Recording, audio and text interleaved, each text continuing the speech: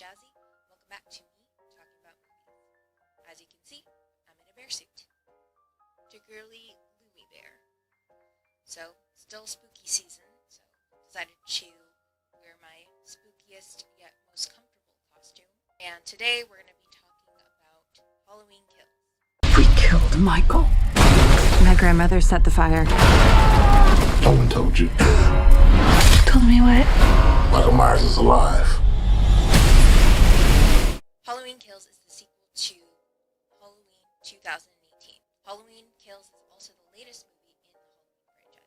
So just to give a little background to my experience with the Halloween franchise in general, when I was younger, I was kind of a wimp when it came to horror movies. Unfortunately, my family was pretty much the opposite. Particularly my mom and my brothers, they loved horror movies. So even though I didn't want to watch horror movies, a lot of times I ended up watching a lot of them because either my brothers are watching them or my mom was. When it comes to the original Halloween movie, my mom is technically responsible for me watching it in the first place. When I was younger, I would often sleep in my mom's room because I was just afraid of sleeping by myself. Fortunately, one night my mom was watching Halloween on TV right as I was sleeping next to her. So she still watched it even though I was still in the room with her, falling asleep. But I think she assumed that I was probably already asleep or thought, oh, well, she's young enough, it's not going to affect her at all. Fortunately, it did. I just remember closing my eyes, trying not to watch the movie, but hearing the music and hearing the sounds and hearing all the stuff that was going on, just shutting my eyes closed, hoping that I will just fall asleep. But unfortunately, that not happening, and just me being terrified, and I was too afraid to move. Of course, when I got older, I got over it. I got less afraid of horror movies, even though a lot of them did still freak me out. And when it came to Halloween, I also got used to it, mostly because my mom would often play that movie every year on, of course, Halloween. So I kind of got used to all the scenes. It didn't scare me as much just because I knew what was happening. I saw everything coming.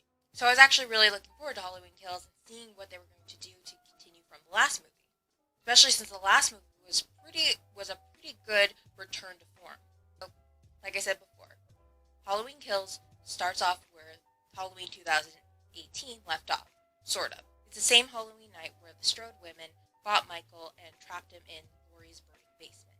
As expected, Michael survived the fire and is ready to keep on killing. However, before we get to that, we actually are shown a flashback scene from the very first Halloween movie, and it shows the night where Michael was taken in by the police. It looks like they tried to make the film match the 1970s version. They also show some scenes with Dr. Sam Loomis, of course, not played by Donald Pleasence since he unfortunately passed on.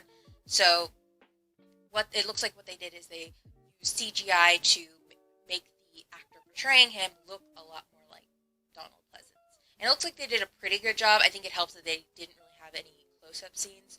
The voice, I forgot who voices him in this movie because it's not the same actor, but the voice is a little off. There's like one part where he says, again, and it just sounds a little weird.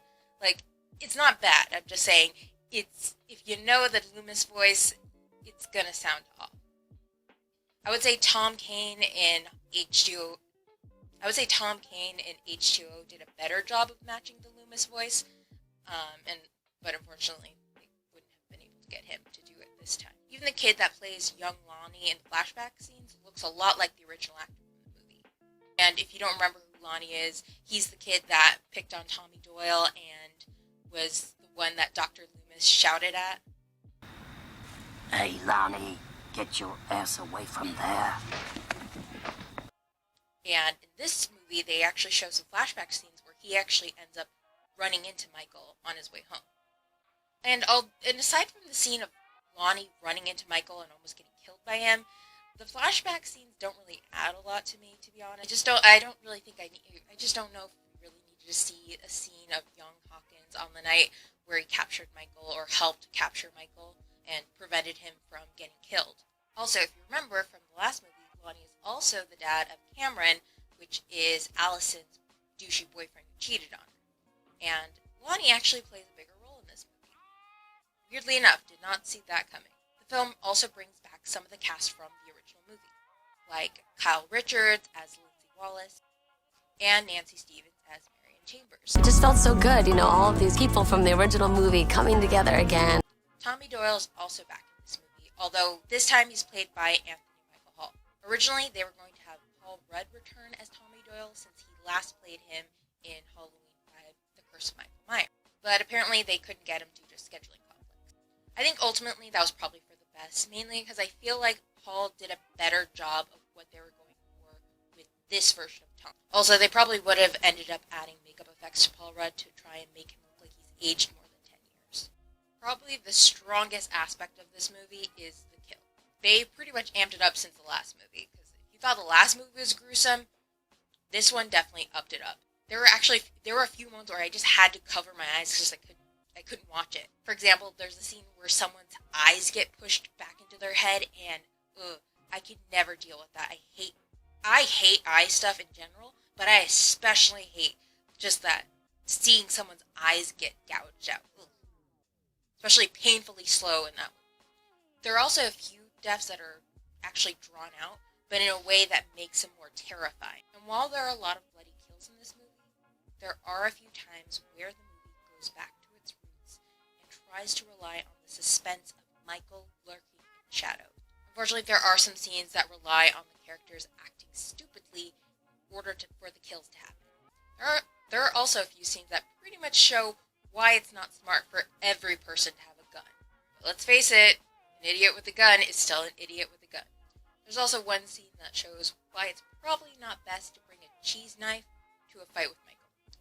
Anyway, once again, Jamie Lee Curtis kills it, as Laurie as usual. Since Laurie was injured in the last movie, there's really not a lot she can do to stop Michael from killing.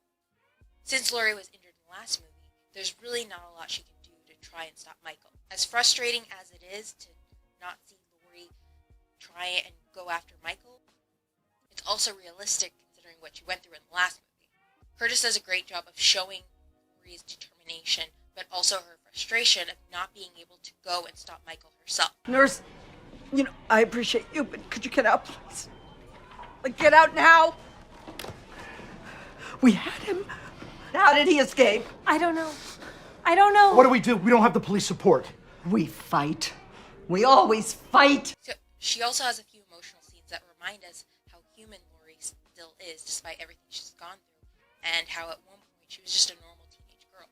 I thought it was interesting how much the movie is continuing to distance itself from the idea of Michael being obsessed with Laurie. Anyone who's familiar with the Halloween franchise, that was kind of a big point, was Michael having this obsession to kill his family, particularly Laurie, when she originally was her sister. When she was originally his sister in the previous timeline. Of course, the last Halloween movie, which I wish they would have named something else aside from Halloween, but okay. But in the last Halloween movie, they got rid of Laurie being Michael's sister. And in this movie, they specifically remind us that the only reason Michael was able to find Laurie's house, it seems like Michael's only obsession in this timeline is to go back to the Myers house and kill people along the way. Kind of reminds me of the tagline from the original movie, which is the night he came home. So it's kind of almost showing us that the house is his ultimate goal. He essentially just wants to go home. So he's kind of like E.T. that way. E.T. killed people. One of the things that kind of bugged me about this movie was some of the dialogue. There's just certain lines that ended up coming off as cheesy. Probably the biggest example is the chant that the townspeople start to shout as they're going after Michael, which is, "Evil dies tonight," which, is fun. Evil dies tonight!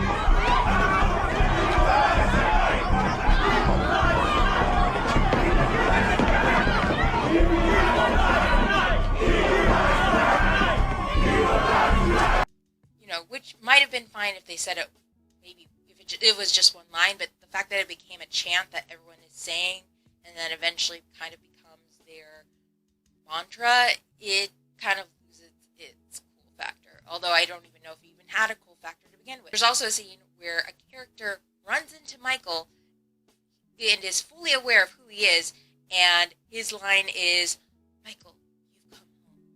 Pretty sure if most people saw Michael Myers in their home, knew exactly who he was, I don't think they would say that. I'm pretty sure they would say, or, "Holy shit, Michael Myers," and run away. There are also a few lines that a lot of the kid actors have to say, and to be honest, I'm not sure if that's because of the dialogue or just how the kids were directed to say certain lines. Retreating. Are you alone?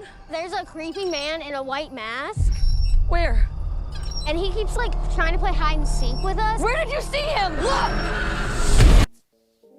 Okay, so now we're going to go into spoiler territory, so I'm going to put a timestamp where you can skip to the end where you get my final thoughts on the movie, to skip over this if you haven't seen it yet. So there's kind of a subplot about an escaped mental patient in this movie that I thought was just kind of unnecessary. It basically exists just to teach us that mob mentality turns us all into monsters. This isn't the first time the Halloween franchise has touched on this theme. We briefly saw it in Halloween 4 with the ragtag bunch of rednecks. I guess it was also somewhat touched on in the original Halloween 2 when we saw the group of people outside the Myers house rioting. And then Loomis's obsession accidentally causing Ben Tramer to get killed.